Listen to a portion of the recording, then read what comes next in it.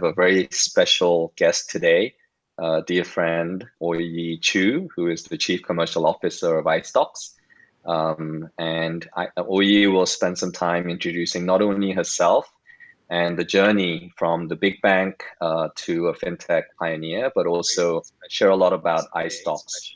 And so we're really excited about today. We will spend some time. There is a bit of an echo here, so I think I just want to maybe pause for a second. Okay, so thank you once again for joining. Today's theme is democratizing investment, and a special event today, joined by Oi Yee about our own journeys about moving from a big bank to fintech pioneers. And I'm going to begin today with the disclaimers, the exciting disclaimers that we have from Endowus, and we also have to have a separate one for iSTOX, just so that our compliance officers are very happy that we did our job. And just a quick intro to Endowus.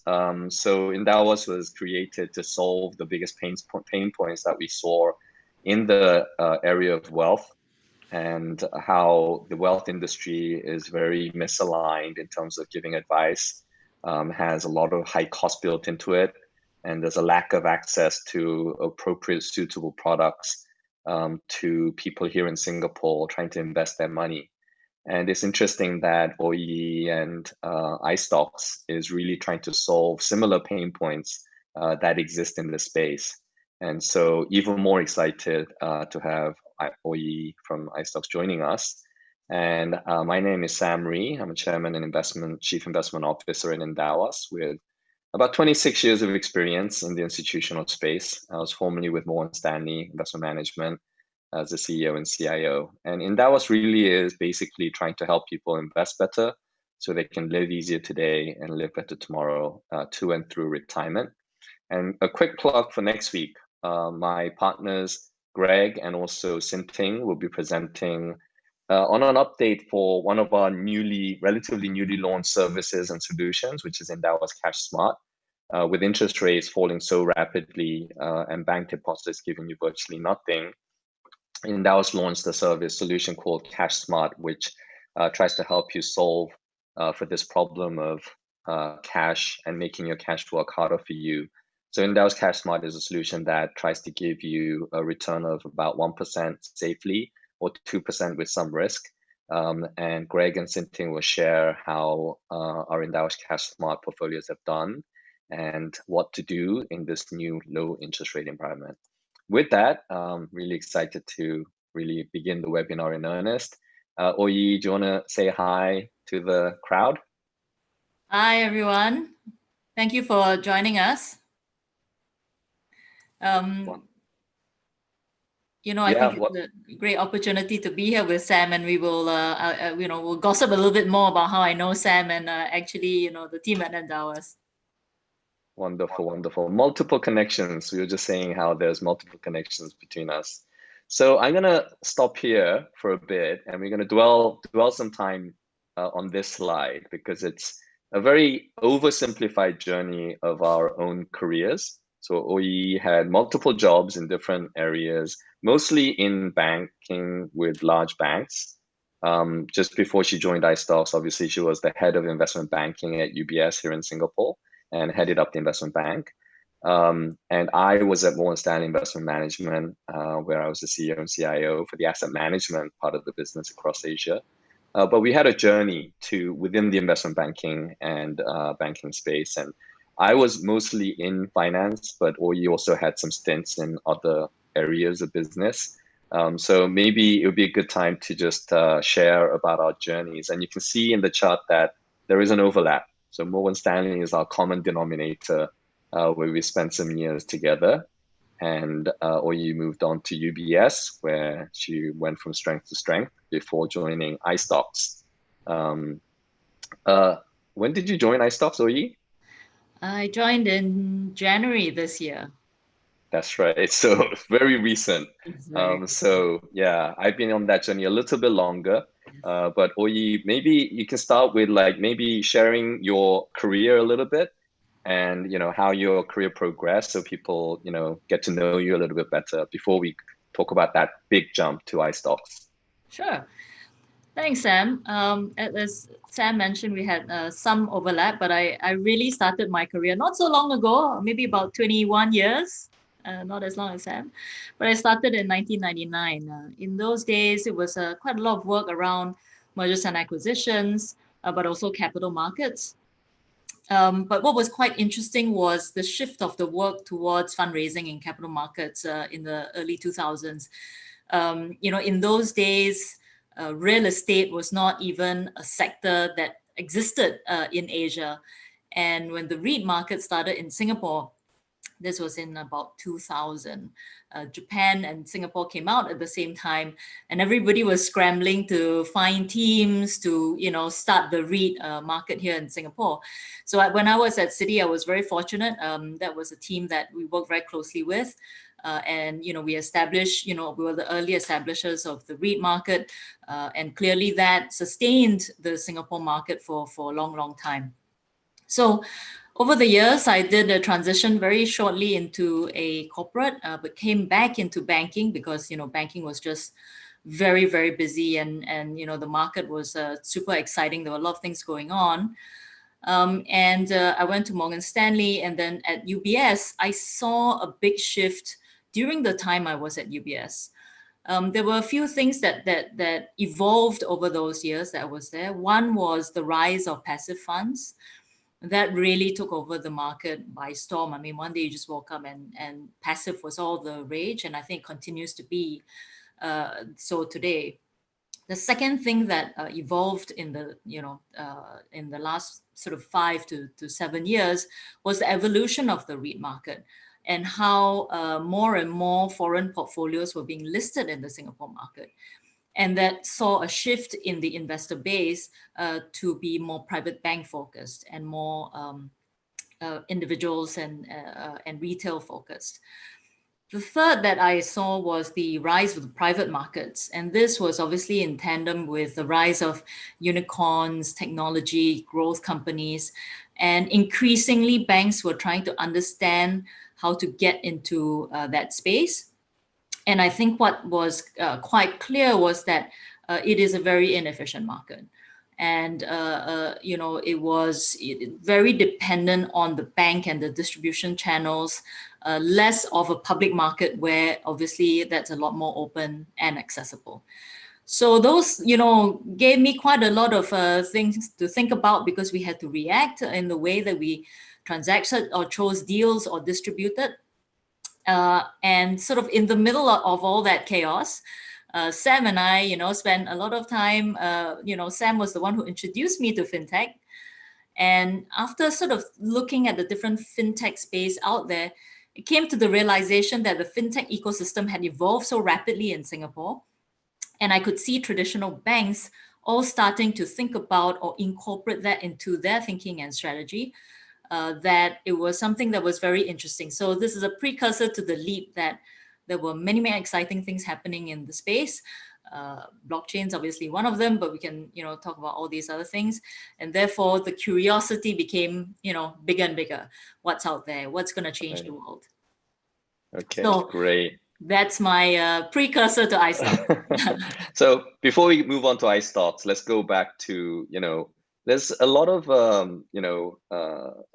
overlap, because you actually worked with Greg, right? So one of the co-founders here at Endowus at UBS. So that's one connection.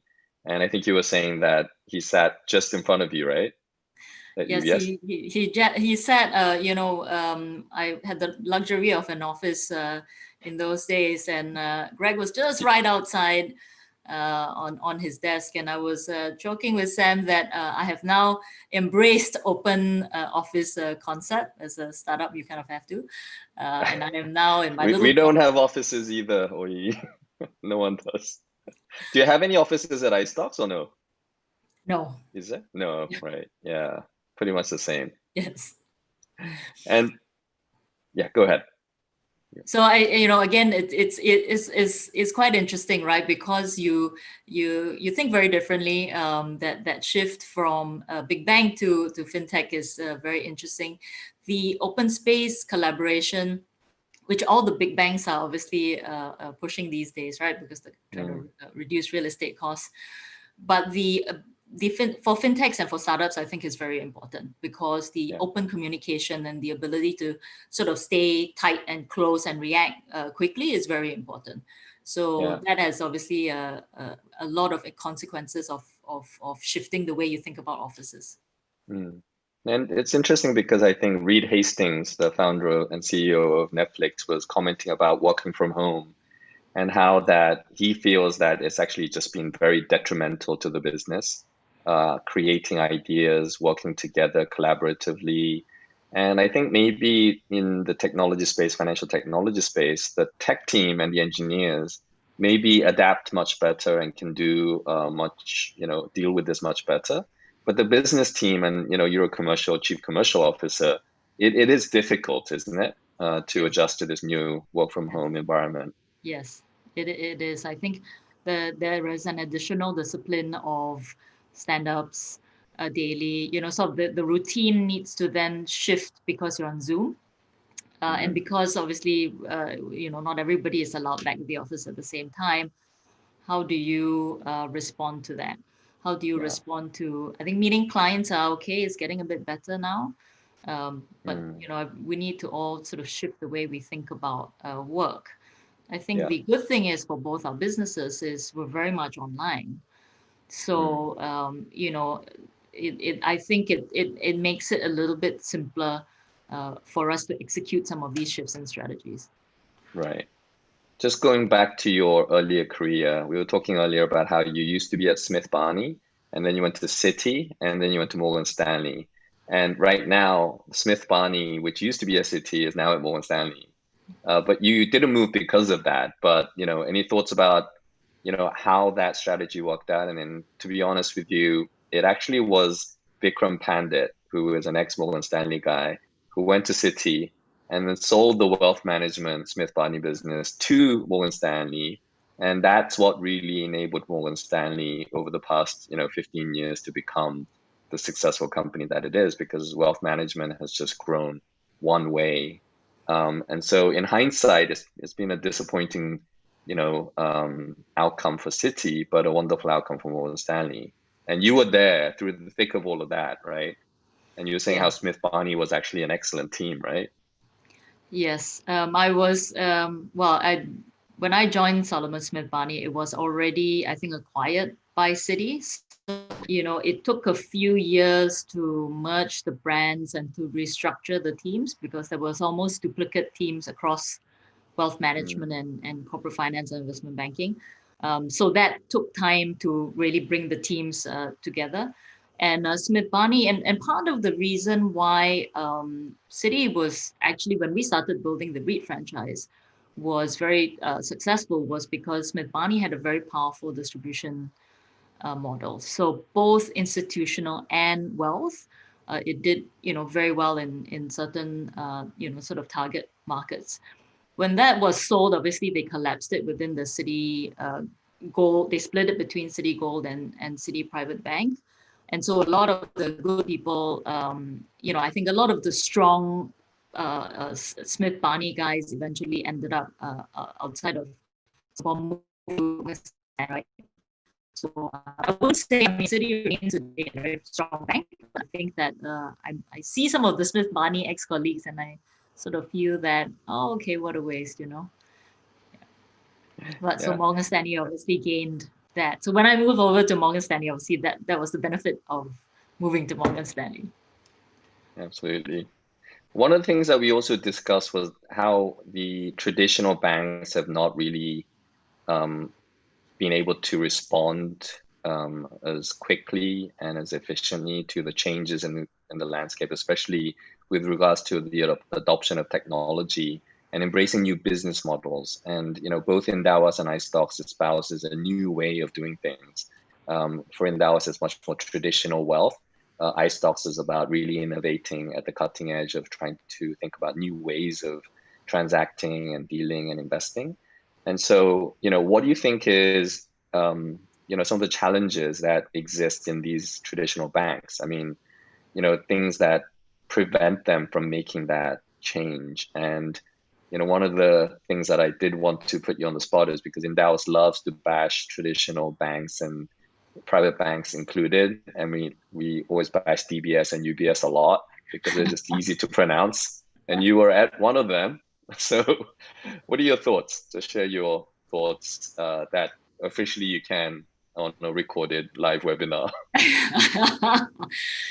Look, I think from my observations over this 20 years of being in banking, what I could see, and it was sort of regardless of where I was clearly there was a lot of regulatory burden that's starting to creep in the business. And that's sort of cutting across whether it's wealth or investment banking. And that, sort of ends up in cost implications. I think also given that dynamic, if you look at technology and operations, if you just even look at the exchange, the technology that's underlying, public exchanges, there hasn't been a significant disruption in that technology or enhancement of that technology for decades, right? So I think in traditional banks, when you invest 100 million into a big IT system, you want to depreciate it to death, right? Because you spent 100 million. And with today, with that confluence of that spend and that depreciation, and also the increasing regulatory costs, makes huge IT investments today very expensive.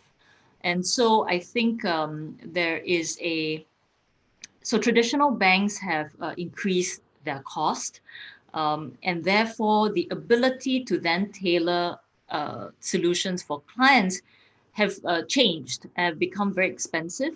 And every bank is trying to be creative, or every bank is trying to figure out what is the sweet spot for them. And I would just jokingly say, with all these private banks, the bar to get into the private bank seems to sort of increase exponentially every year, really because of the cost structure that the slightly sort of lower tier high net worth individuals become much more expensive to service. And therefore, in that products become a lot more inaccessible. And we see that shift in the market, especially when private markets are actually on the rise. A lot of these high net worth individuals don't get any access to it because it's too expensive, it's too bespoke. There's obviously high risk. How do you manage it within a portfolio of an individual that has let's say a 5 to 10 million net worth? Yeah, absolutely.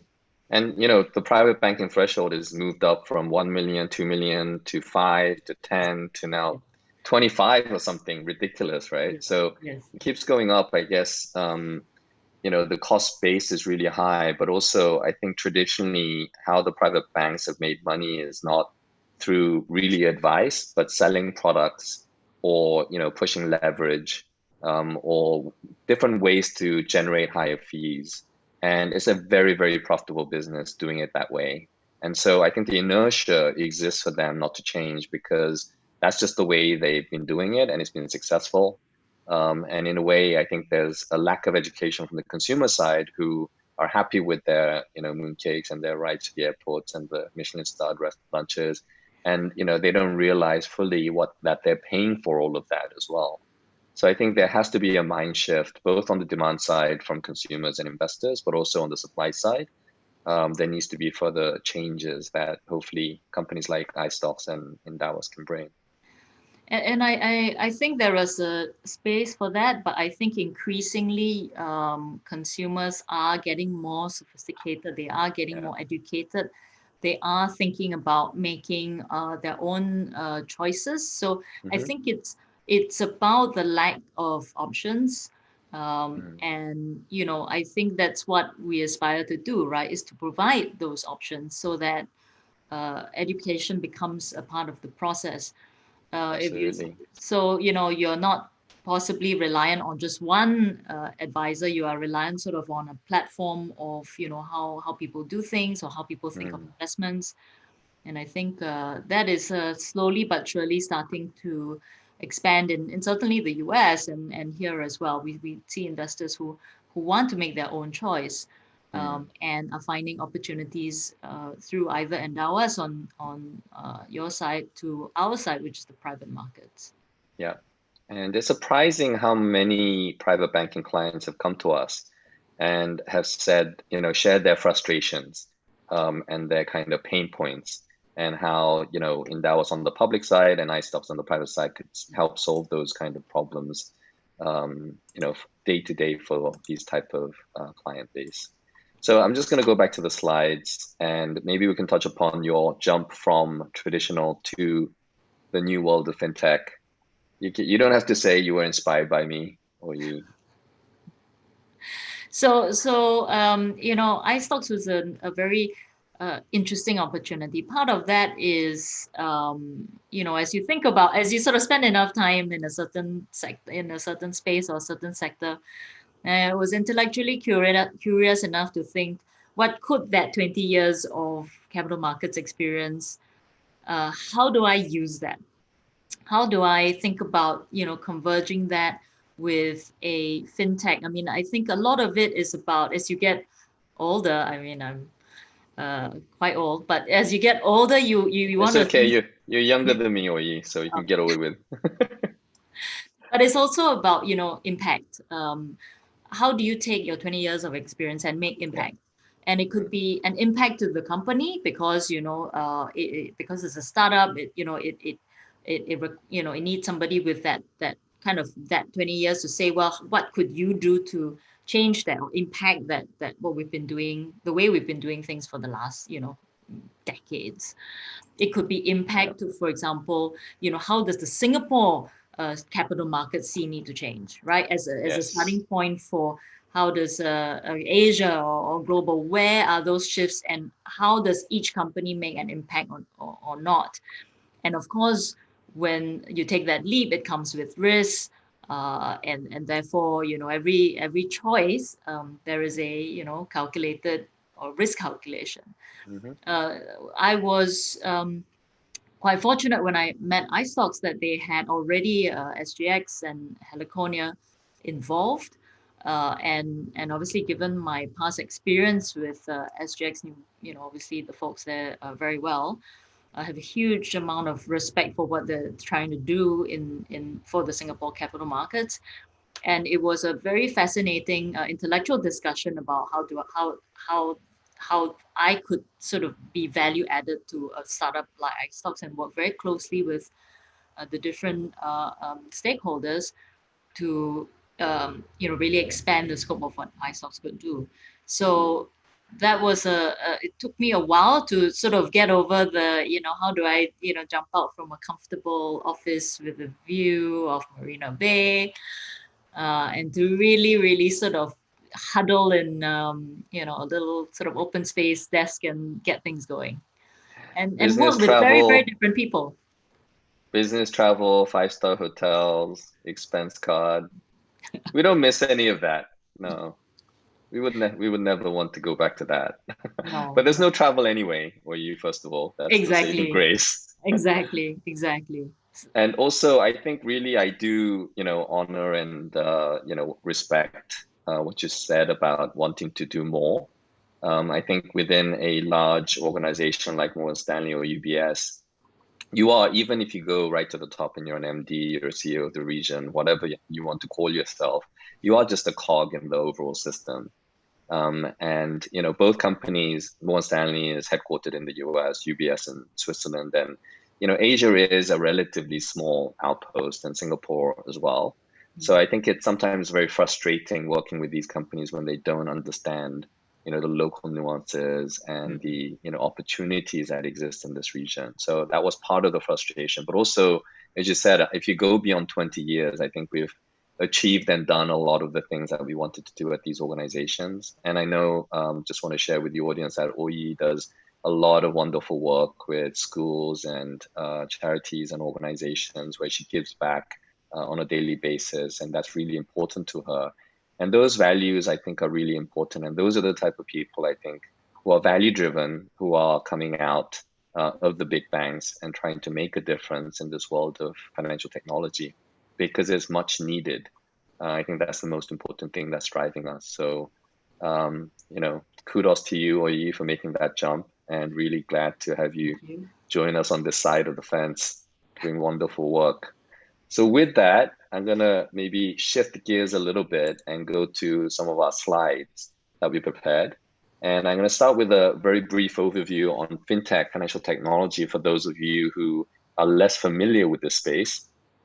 You know what fintech stands for. It's financial and technology, but it really is about everything. Financial services permeates every area of our life. You can start from payments, where everything online, e-commerce is done through that, but also remittance and other areas of processing of payments that is done online, digitally. Fintech companies have disrupted the space quite a lot, but also banking and especially lending, wealth management and insurance as well, increasingly rather late. But a lot of insurtech companies have come up recently.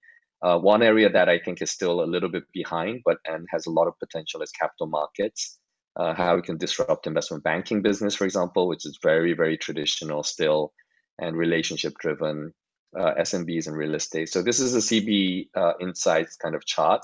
And just in the space of retail store checkout, which is a very, very narrow space of fintech within the payment space, there's 30 plus companies that we know of and many more sprouting up.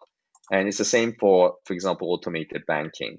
And you can see the many, many areas that even a narrow vertical like banking or digital banks, incorporates. There's account opening, onboarding, there's authentication, there's a whole middle office layer, that legal and compliance, and the back office. And then you have the front office stuff, which is the lending, underwriting, credit scoring, a lot of infrastructure and core banking and banking as a service enterprises. So it's really a very, very broad area, and every single aspect of financial services is being disrupted by new players and really exciting new companies who are changing the way things are done, or reinventing the same thing, or bringing real innovation and technology application. And then oftentimes machine learning and AI, which is almost like a dirty word now because it's been bandied around so much, but it's still relevant. And I think going forward, it will be even more relevant. And so wealth, which is where Oi Yee and I are in the space of iSTOX and Endowus, is right center and front in the world of fintech. Literally in this chart is top right, top in the middle. And it incorporates many aspects of investments, personal finance. The red kind of dotted square at the top, and then the bottom left is retail investing, financial services, and capital markets, which is relevant to us. But also it touches upon many other areas. So the orange shaded areas like banking. We have new digital banking license in Singapore that will be awarded by the MAS this year. Many of them will have to turn to wealth as a source of fee income to grow and become profitable. Insurance is a very connected aspect of wealth, the way we do it. And then the whole banking, regulatory, accounting. There's many spaces, and there's going to be a lot of plugging in of services that will come together. And so I think there was a period of time where there was a lot of unbundling of services and narrow vertical creations, where these fintech companies start with a very narrow vertical, but then they gradually expand. And now everybody wants to be a bank. So anybody with any amount of client base wants to become a digital bank. So we'll see how that plays out. But the wealth space in particular is not a simple one-size-fits-all concept. There's very different business models that are being developed. It's really exciting space to look at, to be honest with you. I'm not saying that just because we're in that space, but so different wealth tech companies are meeting various different needs that people have. And some people may be, going through traditional channels who will be serviced by business to business solutions. Some of them will be direct to consumer, like Endowus and iSTOX. And some of them will focus, like we are, in the robo-retirement space, because the biggest single challenge this society faces, and every society around the world, is the issue of retirement adequacy and how we have not prepared well for it. And there's a massive pension shortfall. So robo-retirement is a space that needs to be done much better, because the incumbent banks and financial institutions who have the wherewithal have not really spent the time or the energy or researched or put in the effort from a technology or human resources perspective to solve for this big societal problem. And iSTOX is similarly, I think, placed in multiple buckets. And so it's a complicated beast. And both companies touch on different aspects of it. I think most of the audience probably know Endowus slightly better than iSTOX. So I'm going to hand over to Oi Yee with the next slides onwards to maybe touch upon iSTOX in a little bit more detail and to help us understand better. And I'm excited to learn more as well, because I know the company, but I'm going to learn a lot more from her today. Oi Yee? Thanks, Sam. So, that was a great precursor to sort of how we think about, well, changing the wealth and the capital markets landscape a little bit. And, we start off with the word digitized securities. That's quite an interesting word, because it does, for some reason, sort of have a very huge level of misunderstanding in with a lot of investors and a lot of people. And I'll just be very clear what it's not. A digitized security is not cryptocurrency, and it's not ICOs. So obviously there was a big wave of cryptocurrency and ICOs, and certainly the blockchain technology came out of the way Bitcoin was being developed.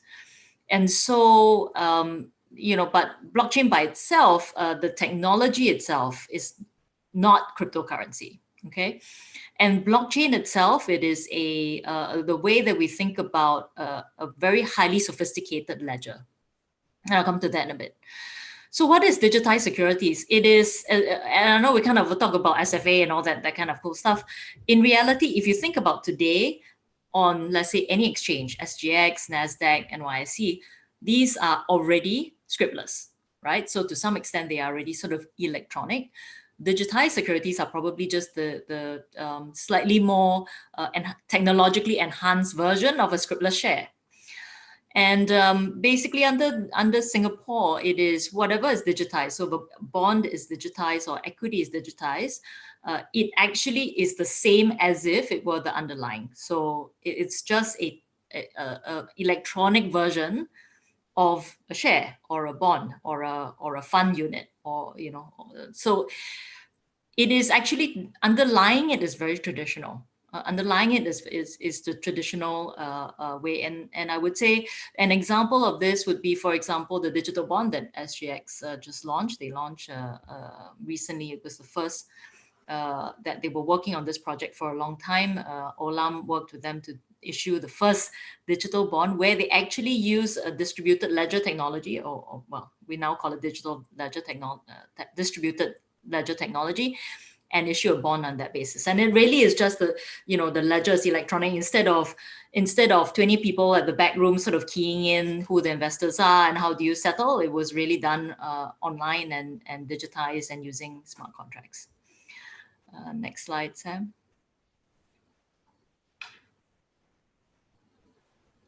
So, sorry, got stuck. No problem.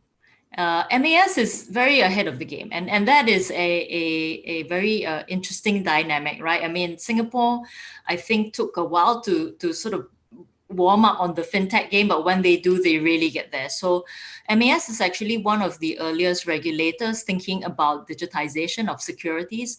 As you would have seen in 2017, they released the guidelines.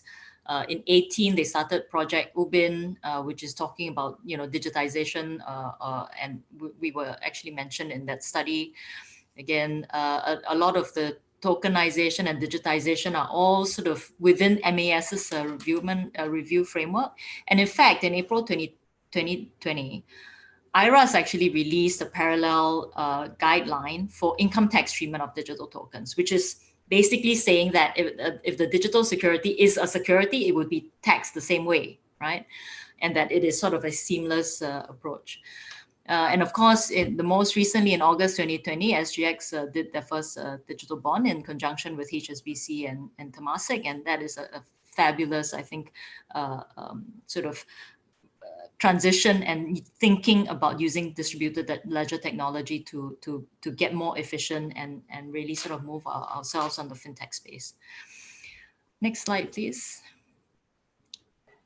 So countries around the world are trying to understand how to execute some of these or implement some of these regulations. Again, you will see that Australia, Thailand, MAS, SFC, Europe has sort of has to come up with a framework because obviously it's made out of many countries, but they're also sort of looking at that. Japan is also one of the countries that's very keen on understanding or setting out the regulatory guidelines for digitized securities. Now in Singapore, or at least with iSTOX, we've had to really deal with a few licenses and a few ways. So we have the capital markets license for dealing in securities. We have a capital markets license for custody, and we have a trading license, which is under the recognized market operator. So it's a combination of technology and regulation that we need to sort of, execute digitized securities. And we'll talk a bit about how iSTOX works in a couple of seconds. Next slide, please. So if you see this chart, this is how we sort of illustrate what our whole platform does. And we have basically built technology stacks to handle the issuance of a security. It could be a digitized bond. It could be a digitized fund. So we have done bonds and funds. Because of the ledger technology, by definition, we are custodizing that tokenized bond or fund. We then use what is called smart contracts. Now, why is blockchain cool? Is that the ability to write smart contracts that automate a lot of post-trade activities makes it very efficient. So for example, coupon payments just require very simple steps to calculate and then to pay to the bondholder on our system. Or redemptions, et cetera, notices and all that. So all of that, and of course at the back end, we have a trading system. So all of that are in-house into one platform. We, of course, use AWS as we work on the cloud, so we're very scalable. And we then create opportunities to work with either market makers or FX or commercial banks building APIs for access. And really, this is sort of the heart of what iSTOX looks like. So we can do end-to-end, issue a bond, manage it, trade it, pay coupons, everything, all within a very efficient technological platform. If you compare that to what's for example, the public markets actually involve the exchange, which is the heart of the engine, the trading engine, but it also has multiple systems that sit outside of that. CDP, the brokers, share registrars, etc. So we are really a aggregated view of what is 30 years of multiple systems across different intermediaries. So that's kind of how I would describe it. Next slide, please. And so what did we set out trying to solve? We were clearly not going to compete with the public space. That is a very big and established ecosystem. But we did see, again, the rise of private markets. We saw that there was a lot more capital today. I mean, if you think about how sovereign wealth funds, about 20% of sovereign wealth funds, insurance funds, the institutional capital were increasing the allocation to private markets. And we saw family offices and private banks start to get into the game. But there's a lot of problems to be solved in that market. But so there's a lot of money and there's no efficiency in that market. Next slide, please. So what are some of the examples of private market investments? For example, hedge funds or private equity funds, or even private equity. So private markets like or companies like Gojek or Grab are currently not available to every investor, and certainly only available to family offices and institutional capital. And obviously these are quite bespoke in nature. They have different, for example, GLP's fund is, let's say, 10 years. Gojek may or may not go IPO. Hedge funds, let's say it's a 5-year fund or a 10-year fund, so there are different structures, and they're quite bespoke, which makes standardization and technology actually quite difficult to execute. Next slide, please. Which is why you can see it's very inefficient. There are a lot of players in the market. It is not particularly organized. And if there are different, let's say the different issuers, those with good track record, or those that are startups, so there are different intermediaries that you go through to find the capital. And the capital, almost always the institutional capital, has full access. The family offices, most of them have access, but the high net worth individuals may not have access. And it is because there's clearly suitability discussions, there are risk discussions. If a high net worth individual gets into a private market product, he may be stuck there for a while. So there's no liquidity in those products.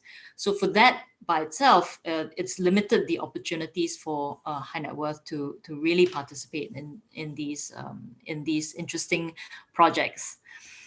Next slide, please. So that's what iSTOX set out to do. I think we wanted to create a platform that is efficient and that can bring everybody onto one platform.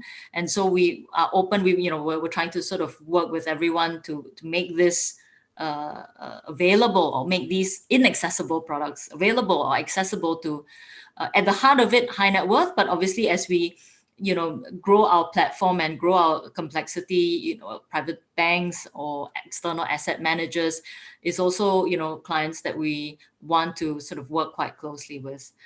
I think there's a name missing in this chart. Yes. Endowus. Where am I going to put that? Yeah. It will be in the multiple It'll be buckets, right next to us. Yeah. Private banks, wealth managers, product manufacturer, maybe even brokerage. Exactly. Next slide, please. So as you can imagine, so where we've set out to do is the debt module is set up. I mean, that's the one we've actually done an end-to-end bond, and so we've really tested that use case. The fund side, we have now 3 funds listed. We have a hedge fund as well as real estate, 2 hedge funds and a real estate fund. We are going to come up with equity and hopefully be able to bring some unicorns onto our platform, and eventually structured products, which I think is a big one for the private bank and the external asset management manager market. All of these are quite bespoke. So it does require quite a high level of tech to really be able to execute some of these in the most efficient manner. Next slide, please. So some real use cases. We had our first bond late last year. This was redeemed quite successfully this year. That was a 6% bond. For Eternal Glade, Icon, Elite, all these 3 funds, I'm very happy to say, have done very well. They're at the moment sort of tracking at double-digit over NAV. And so we're kind of very encouraged at their performance. And we've been quite careful to sort of select managers that we think have the right track record, because we want to bring the best product to the market.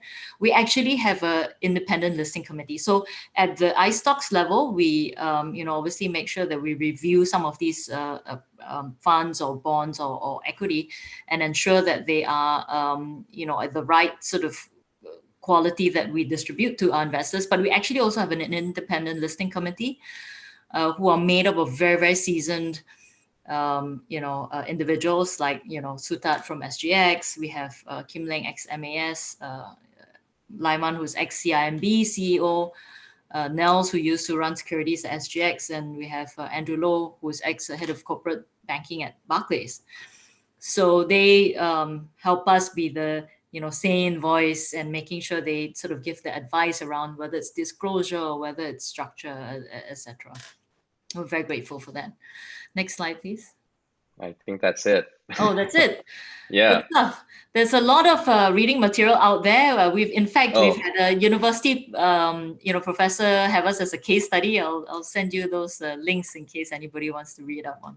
Yeah, please reach out and we'll send that over to anybody who's interested. And I do to many people who are not focused in this area, a lot of this may be very sophisticated and difficult. It is a service that is not retail but accredited investor focused, right? Oi Yee, can you just Yes, that's right. maybe touch on that? Yes, we at the moment are open only to accredited investors. That is to afford us obviously certain exemptions within the securities regulations around prospectuses and all that. But yes, but we do think that is a big space. As I said to you, if you don't have 10 million, you're not really well covered by a private bank, and we think there are a lot of people who can look at private market products below that. Precisely, yeah. And that's a space that many people don't know, but Endowus obviously has a lot of touch points with accredited investors. But a lot of these products and solutions are areas that Endowus does not touch on. So I think iSTOX and Endowus is very complementary, and we do want to democratize access to these investments for the accredited investors. But maybe in the future we can democratize access to the retail investors, maybe working together or in some way. So really excited to hear about the progress iSTOX team has been making and what you've been doing, Oi Yee. And well, maybe in every portfolio, I think for everyone out there in a portfolio, I mean, there needs to be a very sort of thoughtful mix between what you're doing and what I'm doing. Certainly, alternatives are maybe about 20 to maximum 30% of anybody's portfolio. So it really is complementary, and I think everybody who's thinking about wealth management in different formats actually should be thinking about the both of us. Absolutely. It's all about asset allocation. Yes. And I think there has to be a true diversification between public and private, and even within private alternatives, private securities, etc. I'm really excited about these, offerings that you guys are bringing to the table. Just for those people that may not be as familiar with the Endowus story, also wanted to maybe share a few slides, and these are not the most flattering pictures, but I thought I'd just put it in there, how we began from a small team. The middle part is, the efforts that Endowus has done in trying to educate, help educate in terms of financial literacy. We worked with SGX. That was actually the SGX auditorium that we packed. And, we're doing a lot, especially with the CPF piece, which is the part that is focused on retirement. And now we've grown to a team of 30 something, 36 heading to 40 with a wealth of experience. And I think this is what's really important, and some people have alluded to that in the chat, but Oi Yee and myself, obviously we are deep fin. We need to marry deep fin with deep tech to solve for the biggest problems in finance. And so it's important to have that experience from traditional finance as well. We can't just write that off. But also marry that with cutting edge technology, maybe academic research and industry best practices to solve for these problems. So Endowus just became the first and only digital advisor for CPF money after more than 2 years of working with the CPF board, with Ministry of Manpower, with MAS, the regulator as well. We became the first approved digital advisor for CPF last year. In October. So we're really excited. And the digital platform that we built, the tech stack is fully built in-house and is the most flexible one that we is in the wealth tech space. We're more B2C, where we directly meet the needs of consumers. But we are an open digital platform. So it's an open wealth platform, so we can actually have iSTOX products on if we think it's suitable for our clients. And that's why I think there's multiple levels of collaboration that we can do. But we care about a few things, And we really, if you think about the problems of wealth, it boils down to the three things. One is access, advice, and cost. If we can provide, an automated or digital source of good advice that's independent, that's aligned to the best interest of the client, I think that's really important. It's important to be strategic. It's important to be systematic. It's important to be holistic in providing that advice, but also giving access to things that were not allowed before or weren't approachable to retail investors or accredited investors. And so institutional share class is something that we brought to the table. We know that GIC doesn't pay all these fees that individuals pay.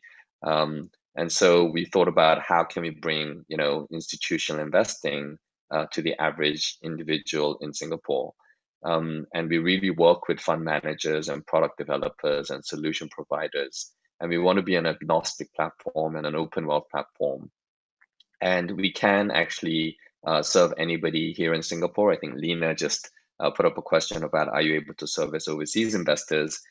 We certainly can. And I know iSTOX also can, right? Has to be reverse inquiry, but also, we can receive clients from anywhere, really. Is that true, Oi? Just Yes, to check. that's absolutely right. Okay.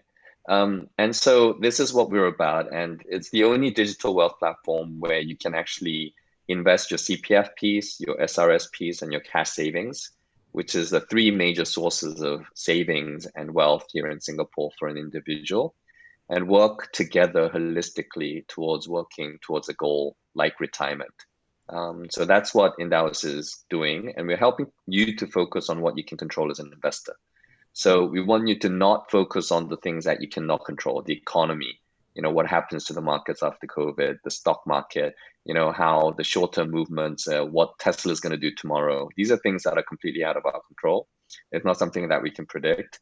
Most human beings never confess to be able to predict the future. But when it comes to stock markets, they think that they have an edge for some reason, that they can predict the future. So that's stuff that we don't want you to control. We don't want you to think about or stress about too much. We want you to focus on the things that matter to you, your loved ones, your career, building up a human capital, and your income. Focus on asset allocation because it's so important. Asset allocation to public markets, to private markets. And then the other thing that people often forget is cost. And because cost and returns are two sides of the same coin, if you can reduce cost, that will improve returns tremendously.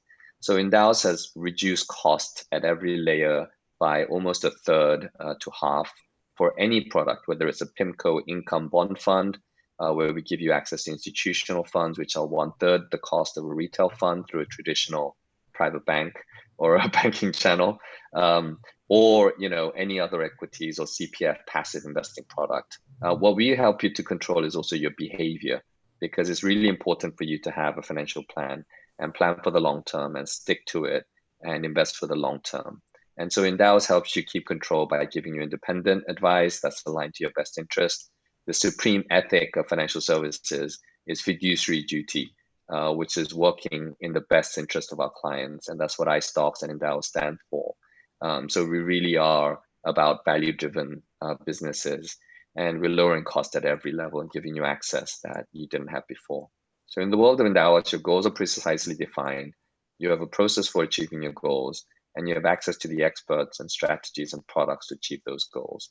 And one of the things that we introduced recently was this Endowus Cash Smart. Because of such low interest rates, banks are giving you zero. Fixed deposit rates have collapsed. And I think OCBC, UOB, DBS on average are giving you 0.5 to 0.7% at the most. I heard of a company where they had $10 million in a fixed deposit with a previous employee of Oi Yee that starts with C and has T in it. So they had 10 million with that bank, and they were getting something ridiculous like 0.5%. And they tried to renew the fixed deposit, and they offered them 0.16%. And they told them, we can only take 4 million. You have to take your 6 million elsewhere. We don't want it. Wow. So that's the environment we're living in. It's amazing, right? That's amazing. And so that's Yeah, so that's what the world we're living in. And fixed deposits, when they come due, are not going to be able to renew at the high rates. Singapore savings bonds, which have been a fantastic way to save your cash and deposit it, has collapsed from 1 point something percent to now 0.24%. So Endowus Cash Smart is really trying to solve for the problems and the pain points that exist as an individual investor, even in the way of managing cash so that your cash can work harder for you. And next week we have, just as another plug, Greg and Sinting presenting on this Cash Smart and an update on our solution. So with that, I'm gonna get rid of these slides so that Oi Yee and I can talk a little bit more and address some of the questions that we have.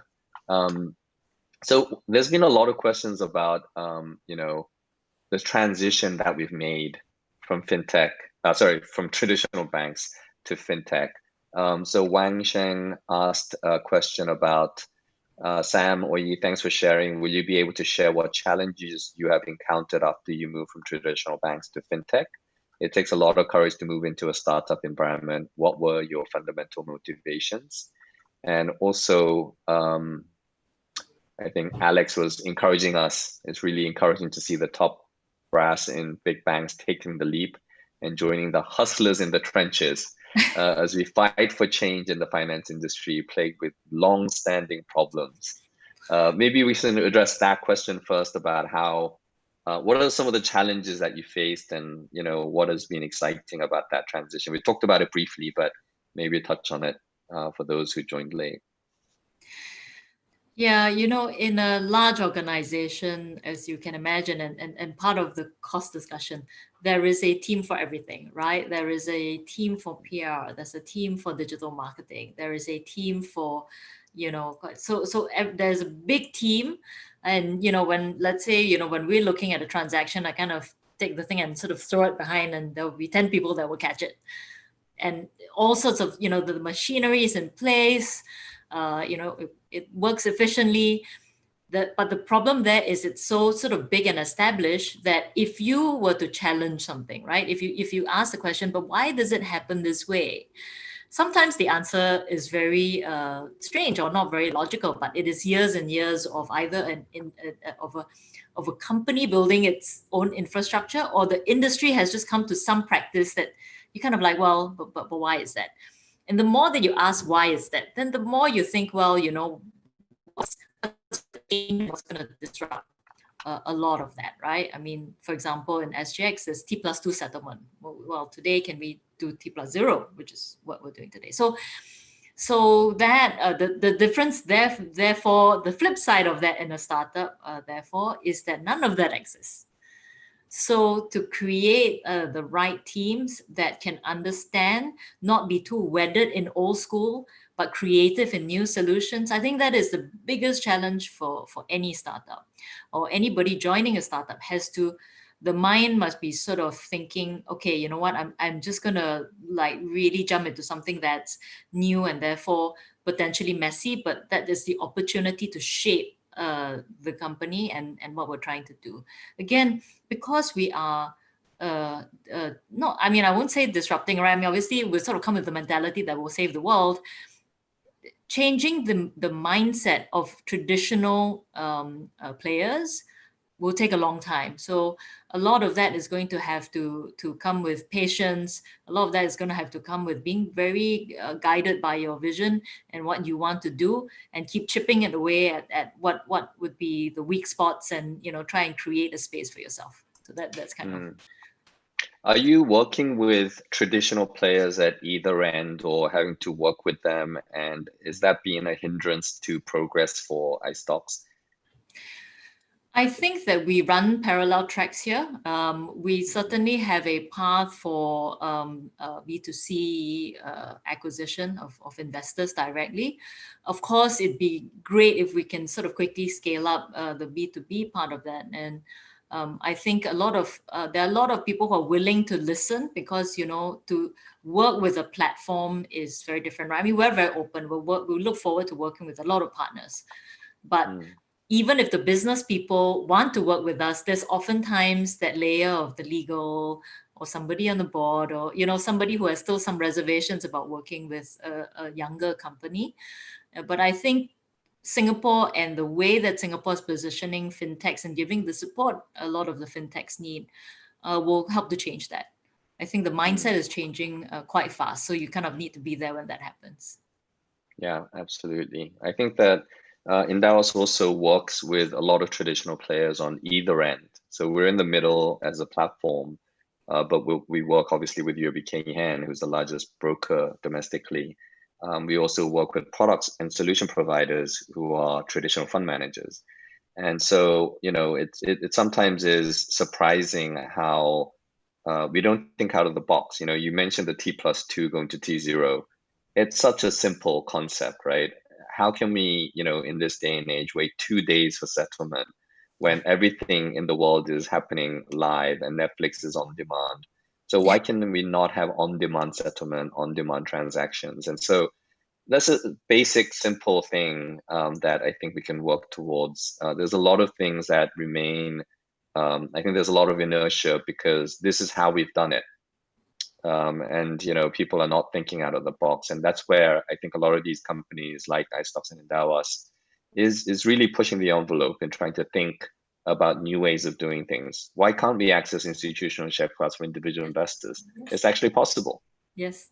Why can't we access private equity for individuals, accredited investors? Why can't we buy private securities that were not available before through iSTOX? So these are, I think, questions. So asking good questions, somebody once said, is the most important thing.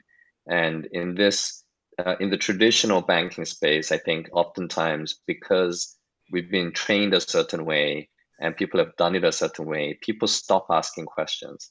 And I think that's the biggest problem with traditional banks and financial institutions. There's another question about, well, this is a few very iSTOX specific questions. I'm going to rattle them off. Lena Wynn has asked, very exciting development. What about your involvement with iPharma? Can you talk to that? Is that your debt-led? I don't know what that means. Do you know? I presume iPharma is the webinar we did recently. So okay. what we're trying to do is we're very supportive of startups, growth companies, and we want to give a platform, whether or not we end up raising money for them. I think we want to make sure that we're a platform that all these startup companies have the opportunity to showcase themselves to the different types of investors, or to even just a broader audience, just to talk about themselves. And we found that we had a few quite interesting themes. Farm Track was one of them, but a lot of the startup space in sustainability development. I mean, I would love to hear sort of people's views on that. Young companies who have come up with very creative. We had one on urban farming. So we had one on sort of livestock tracking, which is iFarmer. And we think so that's what we're trying to do. We were trying to give the platform for and a lot of these young companies, if you think about it, a lot of startup funds or young companies, when they start out, a lot of it is friends and family money, because they need to get past that seed round and they need to prove commercialization before the bigger VCs or the PEs would then even start to look at them. And hopefully we allow that to happen in a more scalable manner. Okay, that's great. Quick fire question. How does iSTOX charge the investor? There's another question from Good Earth Paul. So we charge both the issuer and the investor. So we look at what, obviously because our platform is relatively lean, but we do charge investors depending on whether it's a bond product or an equity product or a fund product. So it ranges. We're obviously attempting to be a lot more affordable than a typical private bank. So that's please reach out to iSTOX directly for more information about the services, and please. One question from Mr. Risk Averse, I don't know his name, but are there any fintech trends that maybe you have seen in other developed markets that has yet to arrive in Singapore? I think iSTOX is one, is still evolving. There's a lot that's going on. Maybe I can take the question and then you can add on to it if you have any. So when I left Morgan Stanley and I showed a brief, gap between Morgan Stanley and Endowus, And that's a company that I set up called Vovio, which is a value-driven investment entity that I created to invest in financial technology companies. So initially, I wanted to remain an investor. I've always been an investor. I was an investor at Morgan Stanley Investment Management, and I wanted to focus on investing in these companies, but really getting involved in those companies' businesses, becoming an advisor, helping them in areas that they're not very familiar with, whether it's fundraising, whether it's cap table management, or developing strategy and becoming a real advisor, getting my hands dirty and being involved in the growth of the company. But I met Yuning and Greg, the co-founders of Endowus, as they were beginning the company. We were just getting licensed from Emmaus, and the two areas that I really thought there wasn't enough development and there wasn't enough investments at the time. Now things have changed, but the two areas were, one, wealth, which is where all the money is, but there isn't enough technology. And the other space I thought was capital markets and investment banking in particular. So it's still true that investment banking, although we have tech-driven or tech-focused companies, it hasn't really evolved in the way that I hoped it would. So that's an opportunity that still exists. And developed markets, there's some companies who are doing that. There's Carter, there's a few companies that are disrupting that space, but not really in a holistic way and not in a robust way. I also think wealth is only at like the first inning of where it should eventually get to. So iSTOX is young, Endowus is young. There's a tremendous opportunity that exists in wealth, and there's trillions of dollars, even in this region alone, which needs to be managed better and invested better for better outcomes. So wealth and investment banking are the two areas that I thought, and it's the lower hanging fruits, which are like lending, payments, the commercial banking businesses, which have been disrupted first, and that obviously has grown tremendously. But the investment banking areas like wealth and the traditional investment banking areas of capital markets is areas which are much more difficult. And we need people like Oi Yee and maybe myself and other people who are much more experienced in this space to understand the intricacies of solving those problems, because you know it from the inside out. It's very difficult for a 25-year-old graduate to really understand the intricacies of how investment banking business is done. So we need to come together, both young and old, to solve for these problems that face us as an industry. I completely agree with you, Sam. I think we're kind of singing from the same song sheet, but wealth obviously sort of is a very it's sort of very disaggregated. I mean, there's sort of different brands out there. Obviously, UBS and CS and DBS are very big names, but there's a very long tail as well. Part of that is infrastructure. Part of that is cost, regulatory costs, and all the kind of issues that are causing the space to be very ripe for disruption. Same as capital markets. Again, you see the shift from public to private, but there's no holistic way of approaching the private markets that makes sense. Carter, as you mentioned, was supposed to launch Carter X. That's supposed to be happening in Q4. But that's going to be very US centric, I think.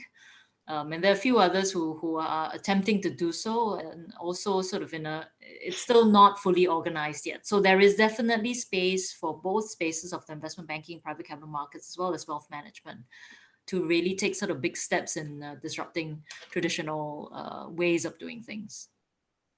Absolutely. So we have two more questions.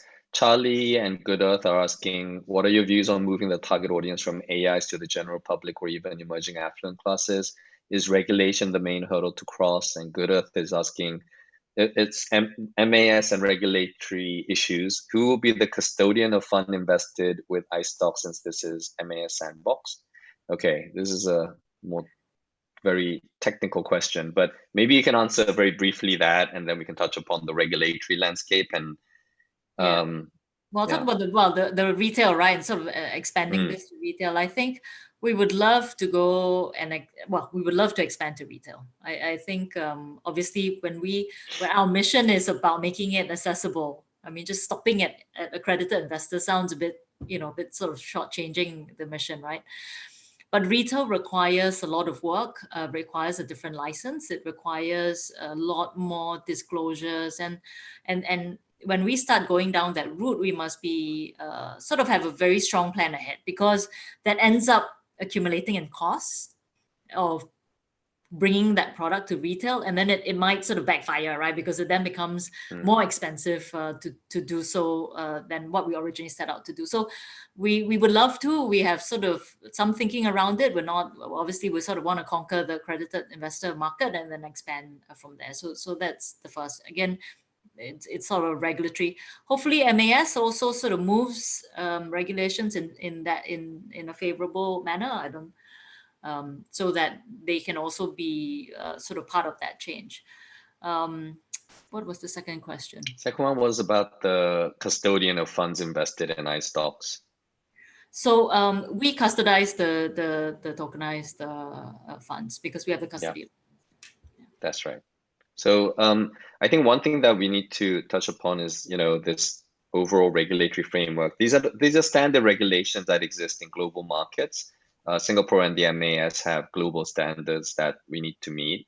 Endowus, interestingly, we actually launched initially as Endowus Black, and it was accredited investor only. This was August of 2018. We launched a full retail service in April of 2019. And then the CPF piece came in October, and the SRS piece came in November. And we launched CashSmart, just in July, and we are just about to launch a new service that's really exciting and will really help us move to an open digital wealth platform. And so, just to say that this is a journey. We take one step at a time, and we would love to go full out and democratize everything and disrupt everything. But it takes time to build, and it's even more important to build well. I think financial services is a trust business. We need to build the trust and earn the trust of our client base. And so that takes time. We need to build infrastructure. We need to build technology. And I'm amazed actually at how fast iSTOX has come. I remember when Danny and Darius and the team were beginning, and you were just trying to get the RMO license, and you got that, and now you have an amazing chief client officer called Ms. Choo, and the company is going from strength to strength. So it's a journey. I think people need to understand that. And I hope that iSTOX can get there, and we will partner up where we can to get that together, because we're all on the same side. And there was a question about what are the things that drove us to this side, and it really is the value-driven mission that exists at these companies that we've either started or joined or helped build. And so that's really important and front and center to why we are here, why we made the jump, and why we keep slogging it out in the trenches, as somebody said. It's quite interesting. We talk about sort of working together. I find that there's so much to do as fintechs and working together, because the ability to do that, we're sort of breaking a lot of the barriers and the walls, right? And oftentimes the discussions with people like yourself or other fintech startups in different areas, or well, maybe not even startups, is the willingness to work together, the willingness to make each other successful. I think I think it's great, right? I mean, traditional banks, there's a lot of competition. If you talk to a bank, they're always very suspicious. What's your end game? But at least I think the Singapore ecosystem has been very, very energetic and very, very willing to work with each other. I think that's fantastic. I love that sense of collaboration. How do we come together to be stronger? And sort of win the pie, as it were. That's great. So on that wonderful note, I want to wrap up because we're well over time. I promised Oi Yee would be done in 1 hour, but it's 1 hour 15 again.